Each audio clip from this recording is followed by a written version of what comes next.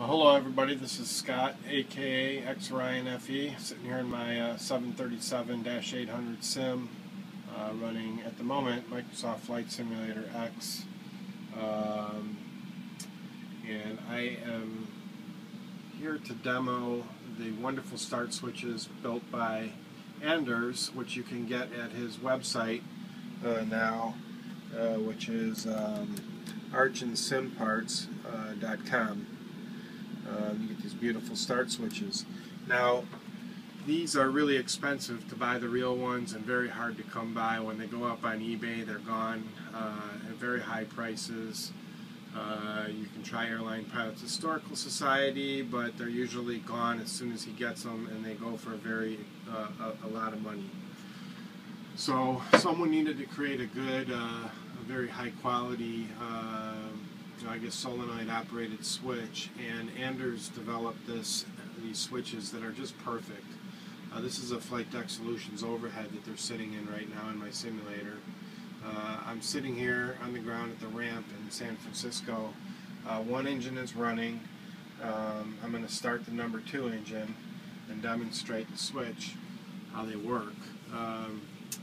The duct pressure right now, if you look up here, it's a flight illusion gauge there.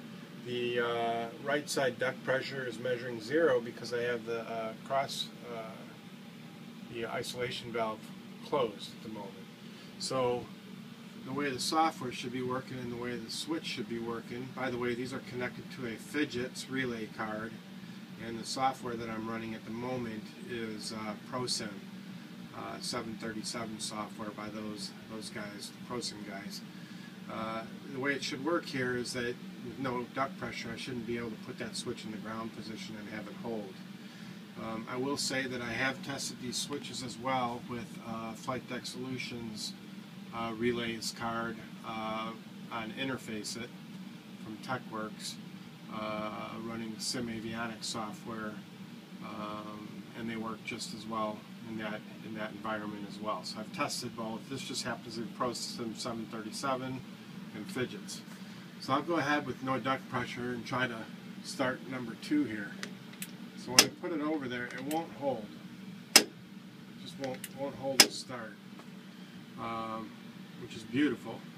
And I will go ahead and add some pressure there to the duct. Open that isolation valve. We have dual bleeds because engine 1 is running right now, as well as the APU. So I got plenty of air pressure in there. And now you can see we've got no N2 rotation right now. So we're going to go ahead and try this again. So I'm going to go ahead and put it in the ground position. Now you see it's holding. The start valve light is on, engine 2. N2 is rising. And the switch up above my head there is holding. And now we're going to give fuel flow here, the cutoff switch. So now we've got the engine starting up here, and we're going to be looking for 55–60% N2 here. It's at 35 right now. Climbing. Switch is still in the holding position. Now I'm going to go up and watch the switch as we climb towards, it's right now 48, 49, 50, 51, 52, 53, 54. There you go.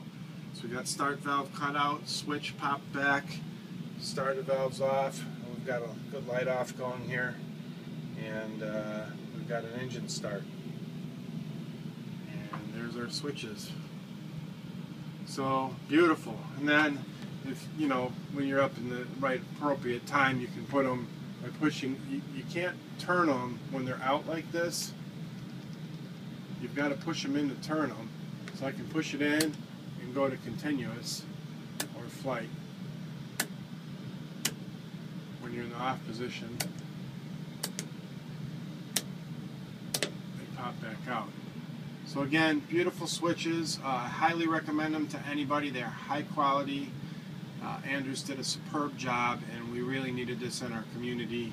Thank you, Anders, and I hope you all buy these switches from him. You won't be disappointed. Again, they work great with fidgets or with the FDS relay cards. I'm sure they'd work with open cockpit relays and a little SIAC code too. So enjoy. Hope you liked it. Thanks again, Anders.